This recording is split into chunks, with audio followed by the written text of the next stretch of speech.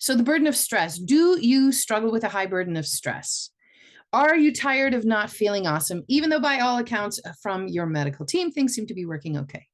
Are you tired? Do you have low energy? Are you constipated? Are you having a hard time sleeping?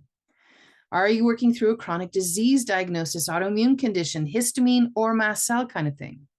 This class is for you.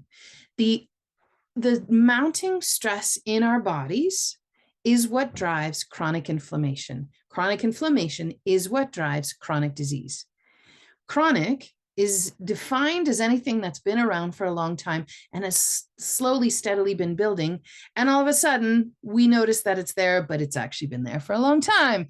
The body started with the whispers, but finally she had to use her outside voice. That is the definition of chronic disease diagnosis. You do not just get cancer overnight.